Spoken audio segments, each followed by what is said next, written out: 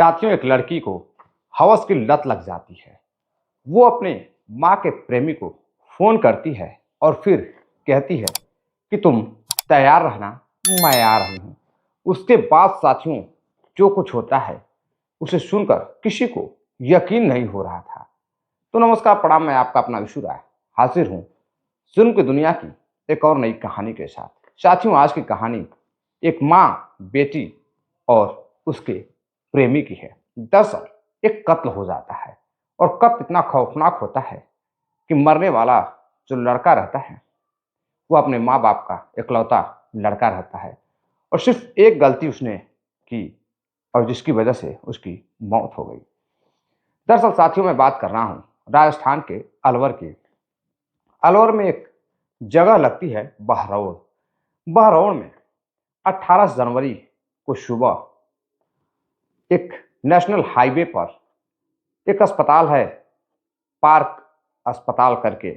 उसके सामने सुबह सुबह लोगों को एक व्यक्ति का शव पड़ा हुआ दिखाई देता है।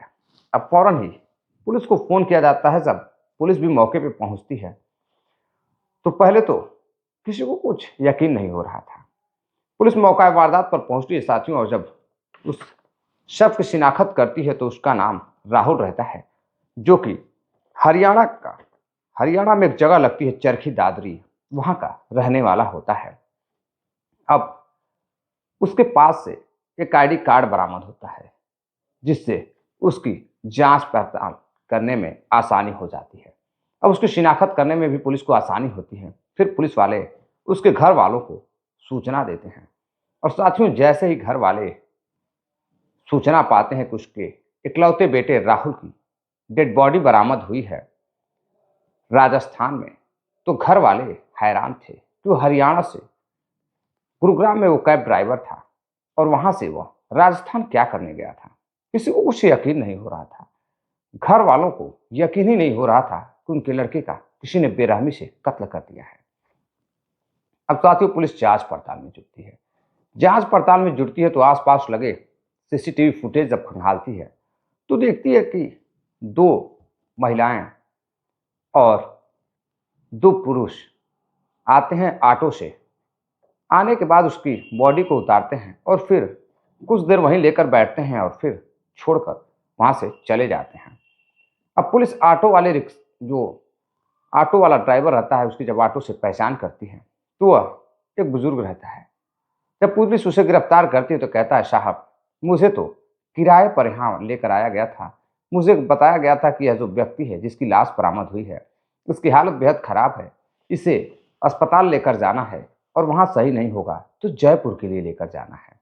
लेकिन वो लोग कौन थे मुझे कुछ पता नहीं है। अब पुलिस जांच पड़ताल शुरू करती है। अब जांच पड़ताल शुरू करती है साथियों, कॉल डिटेल्स वगैरह निकालती है, सीडीआर वगैरह निकालती है, तो फिर एक हकीकत सामने निकल कर आती है और फिर पुलिस उन दोनों महिलाओं को पकड़ती है और उसमें से एक पुरुष भी पकड़ा जाता है। जब तीनों को पुलिस गिरफ्तार करती है तो तीनों एक ऐसी कहानी बताते हैं जिसको सुनने के बाद पैरों तले जमीन खिसक जाती है। आज की हमारे समाज की जो हकीकत है, जो आजकल की कुछ लड़कियां, कुछ लड़के इस प्यार, इश्क, मोहब्बत में बहक जाते हैं, उनको ये कहानी जरूर सुननी चाहिए। दरअसल साथियों, राहुल हरियाणा के दादर दादरी एरिया का रहने वाला होता है और वह पेशे से ड्राइवर होता है और इधर गुरुग्राम में ड्राइविंग करता था, कैब का ड्राइवर था और वहीं पर रहता भी था। एक लड़की जो राजस्थान के अलवर क्षेत्र की रहने वाली होती है जिसका नाम कोमल रहता है। कोमल देखने में बेहद खूबसूरत और काफी यंग लड़की, यानी कि नौजवान लड़की, 20 से 22 साल उम्र। वह भी गुरुग्राम, राजस्थान से गुरुग्राम जाकर अपने माँ के साथ काम किया करती थी। लेकिन कुछ दिन बाद उसकी माँ अपने राजस्थान अलवर के बहरोड क्षेत्र में, शहरी एरिया में आकर रहने लगती है और इधर लड़की वहीं पर आज से 3 साल पहले करीब वहीं गुरुग्राम में ही कमरा लेकर रहती थी और कंपनी में काम वगैरह किया करती थी। अब इसी दौरान एक दिन रात हो जाती है। जब साथियों रात होती है तो वह एक कैब बुक करती है, ऑनलाइन कैब। जब कैब आती है तो वह कैब में सवार होती है तो देखती है कि सामने जो ड्राइवर गाड़ी चला रहा है वह बेहद हैंडसम है। राहुल काफ़ी खूबसूरत हैंडसम लड़का। बातचीत करती है और फिर उसका नंबर ले लेती है और जब भी जाना होता था राहुल को ही फ़ोन कर बुलाती थी। अब इधर धीरे धीरे दोनों की जांच जान पहचान हो जाती है और दोनों की काफ़ी गहरी दोस्ती हो जाती है।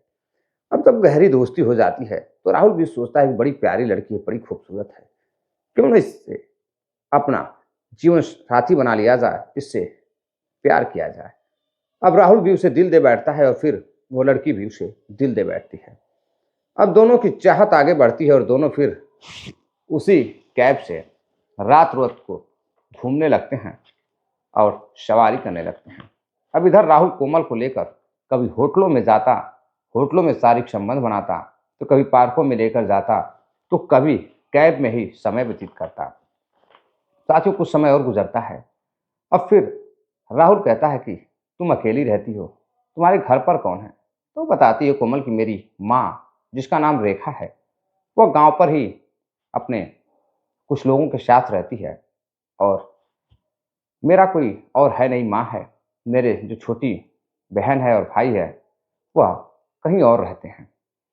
अब इधर कोमल राहुल के साथ लिव इन में रहने लगती है। राहुल एक फ्लैट लेता है और फ्लैट पर उसके साथ पति पत्नी की तरह रहने लगता है।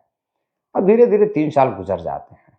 अब इधर कोमल का मन धीरे धीरे करके भरने लगता है अपने प्रेमी राहुल के साथ, और राहुल का भी अब धीरे धीरे मन कहीं ना कहीं कोमल से हटने लगता है और कोमल का भी राहुल से हटने लगता है उसका मन। अब धीरे धीरे जो प्यार था वो दूरियों में बदलने लगता है, क्योंकि एक ही कमरे में लड़की और लड़के 3 साल गुजार देते हैं बिना शादी विवाह के। लेकिन दोनों का जब मन भर जाता है तो अब कोमल कुछ नया खोजना चाहती थी। अब उसे नए हमसफर की तलाश थी, नए आशिक की तलाश थी। और इधर अब धीरे धीरे करके राहुल से अनबन शुरू हो जाती है। 3 साल बाद अब दोनों के बीच थोड़ी बहुत झगड़े शुरू हो जाते हैं, कहासुनी हो जाती है। अब एक दिन राहुल आता है, काफी थका हारा रहता है और कोमल से बातचीत करता है और कुछ कहता है, तभी कोमल उस पर झल्ला जाती है और झगड़े करने लगती है। अब इधर कोमल गुस्से में राहुल को छोड़कर अपने माँ से बात करती है और माँ के घर चली जाती है। माँ के घर चली जाती है और जैसे ही घर पहुंचती है तो घर पर पता चलता है कि कमरे में जब जैसे ही दाखिल होती है तो उसकी माँ अपने प्रेमी के साथ, एक गैर मर्द के साथ कमरे में आराम फरमा रही थी, अतरंग खेल खेल रही थी। अब इधर दरवाज़ा खटखटाती है बेटी और जब उस दरवाज़ा खुलता है और देखती है तो वो समझ जाती है कि यह माँ का प्रेमी है। कुछ बोलती नहीं है और वहाँ पर चली जाती है। और फिर बेटी जब अपनी माँ से पूछती है कि ये कौन था, तो माँ मुस्कुराती है और कुछ बोलने से बच जाती है। यानी कि कहीं ना कहीं बेटी के बारे में माँ को पता था, माँ के बारे में बेटी को पता था। अब इस कलयुग के ज़माने में बेटी के सामने ये गैर मर्द उसके माँ के साथ सोता है और फिर निकल जाता है। और इधर साथियों एक लड़की अपने बॉयफ्रेंड के बारे में अपनी माँ को सारी जानकारी देती थी। यानी कि राहुल के बारे में कोमल की माँ रेखा को सारी जानकारी थी। अब इधर कोमल की माँ कोमल से पूछती है कि क्या हुआ, राहुल से तुम्हारा झगड़ा हो गया क्या?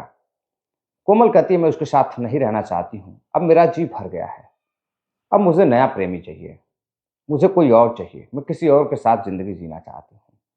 अब इसी दौरान करीब धीरे धीरे 2 महीने हो जाते हैं और इन 2 महीनों में उसे एक नया लड़का मिल जाता है, वहीं का रहने वाला होता है और उसे फिर कोमल दिल दे बैठती है और उस लड़के के साथ बातचीत करने लगती है और उसकी खूबसूरती पर वो लड़का फिदा हो जाता है। बेहद खूबसूरत लड़की थी कोमल, और कोमल पर जब वो फिदा हो जाता है तो हर कोई कोमल से दोस्ती भी करना चाहता था। लेकिन वह दुकानदार लड़का उस पर फिदा हो जाता है और फिर पैसे खर्च करने लगते हैं और कोमल को यही चाहिए था, एक नया लड़का। वो अपनी जो पुरानी यादें थी राहुल के साथ उसे भुलाना चाहती थी और फिर नए प्रेमी के साथ समय व्यतीत करना चाहती थी, शारीरिक संबंध बनाना चाहती थी। अब इधर नए लड़के के साथ दोस्ती हो जाती है। कभी माँ के सामने ही लड़का कमरे पर आता था, उसकी बेटी के साथ रूम शेयर करता था, अपना खेल खेलता था और फिर चला जाता था। इधर माँ को सारी जानकारी रेखा को हो जाती है कि कोई लड़का जो उसकी बेटी का आशिक है और जो पुराना आशिक है उसे छोड़कर आई हुई है और नए आशिक के साथ है। माँ को कोई दिक्कत नहीं थी, बेटी भी बेहद खुश थी। माँ अपना खेल खेल रही थी, बेटी अपना खेल खेल रही थी। माँ और बेटी का खेल चल रहा था। लेकिन साथियों, हरियाणा का रहने वाला राहुल अपने माँ बाप का इकलौता लड़का रहता है। अब उसे एक दिन अपनी प्रेमिका की याद आने लगती है। जब कोमल को फ़ोन करता है तो कोमल फ़ोन नहीं रिसीव करती है। अब वो उसकी माँ को फ़ोन करता है और कहता है कि मैं चाहता हूँ कि तुम अपनी बेटी को मेरे पास भेज दो, मैं उसे अपने साथ रखना चाहता हूँ। रोता है, गिड़गिड़ाता है, लेकिन कोमल की माँ फ़ोन कट कर देती है। अब वो परेशान हो जाता है। अब कई दिनों तक कोमल को मैसेज करता, फ़ोन करता कि प्लीज़ चली आओ, मैं तुम्हें बेहद प्यार करता हूँ। लेकिन कोमल को तो कोई और मिल चुका था। वह तो किसी और के साथ जीवन जीने की ख्वाब देख रही थी। इधर राहुल अपनी प्रेमिका, अपनी जिसको जीवन साथी मानता था, कोमल के साथ माफ़ी वगैरह मांगता है, लेकिन कोमल सुनने को तैयार नहीं थी। कोमल का तो मन भर चुका था। अब साथियों, इधर राहुल गुस्सा होता है और गुस्से में 16 जनवरी को पहुंच जाता है राजस्थान के अलवर। और अलवर पहुंचने के बाद कोमल की मां के घर जाता है, जहां वह कई बार इससे पहले भी आ जा चुका था। अब वहां पहुंचता है, उस कमरे पर उसकी मां रहती है। अब उसकी मां से वह जिद करने लगता है कि एक काम करो कि तुम अपनी बेटी को बुलाओ, जहां कहीं भी है, तुम मुझे दे दो, मुझे सौंप दो। मैं उससे शादी करना चाहता हूं और मैं उसके साथ जीवन बिताना चाहता हूं। अब इधर माँ कोमल को फ़ोन करती है तो कोमल कहती है कि माँ, उसे घर से भगा दो, घर पर मत रखना, क्योंकि मैं नहीं चाहती कि वह मेरे घर रहे। उसे भगा दो, मैं उसे देखना तक नहीं चाहती हूँ, वरना मेरा जो नया प्रेमी है वह मुझसे रूठ जाएगा और फिर मुझे छोड़ देगा। उसे नहीं पता चलना चाहिए कि मेरा कोई प्रेमी भी है। माँ कहती है ठीक है, मैं कुछ करती हूँ।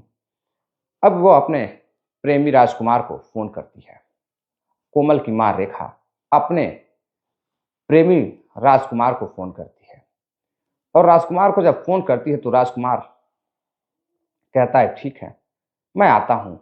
घर पर जाता है तो देखता है कि कमरे में एक लड़का बैठा हुआ है कोमल के इंतज़ार में। राजकुमार पूछता है कि तुम कौन हो? तो कोमल का जो बॉयफ्रेंड रहता है राहुल कहता है कि मैं कोमल का होने वाला पति हूँ। कोमल कहाँ है? मुझे कोमल से शादी करनी है और मैं उसे साथ लेकर जाऊँगा। मैं उसके साथ 3 साल से रिश्ते में हूँ। अब राहुल पूछता है कि आखिर तुम्हारे बारे में मैं नहीं जानता हूँ, तुम कौन हो? तो वह व्यक्ति कहता है कि मैं दूर का रिश्तेदार हूँ। अब रिश्तेदार कहता है तो राहुल को भी शक होने लगता है कि कहीं ना कहीं उसकी माँ का भी किसी के साथ अफेयर चल रहा है। अब इधर राहुल कुछ कह पाता कि माँ और उसके प्रेमी मिलकर, जैसे ही राहुल कमरे में सोता है, रेखा यानी कि कोमल की माँ कहती है कि राहुल तुम सो जाओ, कल सुबह वो आ जाएगी। अब 16 जनवरी यानी कि 16 जनवरी को जब वह सोता है, सुबह होते ही वह फिर 17 जनवरी को सुबह 9 बजे वह जिद करने लगता है कोमल के साथ बातचीत करने के लिए। लेकिन कोमल का कुछ न तो एड्रेस रेखा बता रही थी और ना ही कोई नंबर बता रही थी। अब उसका नंबर भी बंद आ रहा था। अब इधर राहुल जब बेहद परेशान करने लगता है, तभी उसका प्रेमी राजकुमार और उसकी प्रेमिका रेखा मिलकर उसकी हत्या कर देते हैं। हत्या करने के बाद और जब हत्या होती है तो उसकी चीख भी किसी को सुनाई नहीं देती है। और सुबह 9 बजता है और फिर माँ फ़ोन कर बेटी को कहती है कि काम हो चुका है, तुम्हारे प्रेमी का कत्ल हो गया है, वह मर चुका है। और यह सुनते ही कोमल फ़ोन कट कर देती है और फिर कुछ देर बाद अपने माँ के प्रेमी को फ़ोन करती है और कहती है कि तुम तैयार रहना, मैं आ रही हूँ और बस जो करना है वो कर दिया जाएगा। अब फौरन ही कोमल तेज तर्रार लड़की पहुंचती है और जैसे ही कमरे में पहुंचती है, देखती है कि उसकी बॉडी पड़ी हुई है। बॉडी को देखने के बाद वो हंसती है और हंसने के बाद एक बोरी में उसको पैक करती है। लेकिन तभी रेखा कहती है कि नहीं, इसे यहाँ कोई पहचानता नहीं है। एक काम करो कि एक ऑटो बुलाते हैं और ऑटो में इसे रखकर हॉस्पिटल लेकर जाएँगे, किसी को कुछ पता नहीं चलेगा, मरीज़ बता देंगे। एक बूढ़े ऑटो वाले को राजकुमार पकड़ कर लाता है और उस पर पीछे ये सब रखते हैं, माँ, बेटी और प्रेमी। और फिर उसे लेकर हॉस्पिटल के गेट के आगे थोड़ी सी दूरी पर मेडिकल स्टोर के सामने, रात का समय रहता है, रात होने का इंतजार करते हैं, करीब 9 से 10 बजे। वहाँ भीड़ कम हो जाती है, आने जाने वाले कम रहते हैं। वहीं पर रख कर और फिर धीरे से छोड़कर चले जाते हैं, क्योंकि वह गुरुग्राम से आया था, यहाँ जानने वाला उसको कोई नहीं था। लेकिन कहते हैं कि पुलिस से कोई भी, चाहे कितना भी शातिर अपराधी क्यों ना हो, कितना भी दिमाग क्यों ना लगा ले, पुलिस चाहे तो घंटे 2 घंटे, 24 घंटे, 2 दिन, 4 दिन में पकड़ ही लेती है। अंततः यह तीनों पकड़े जाते हैं और फिर पुलिस उन्हें इकलौते बेटे राहुल के कत्ल के जुर्म में तीनों को जेल में डाल देती है। और फिर साथियों, शायद तीनों को उम्र कैद भी हो सकती है। लेकिन कहते हैं साथियों, कहीं ना कहीं राहुल को भी समझना चाहिए था। एक ऐसी लड़की के प्यार में राहुल पड़ता है जो कि पैसे की लालची थी और उसे सिर्फ पैसे चाहिए थे, और वो पैसों के लिए ही राहुल के साथ प्यार करती थी। और फिर जैसे ही मन भरा, वह दिल तोड़कर, धोखा देकर राहुल को फिर किसी और से दिल लगा बैठी। तो साथियों, सावधान रहिए, जागरूक रहिए। मिलते हैं एक और नई कहानी के साथ, तब तक के लिए अपना प्यार दीजिए। नमस्कार, जय हिंद।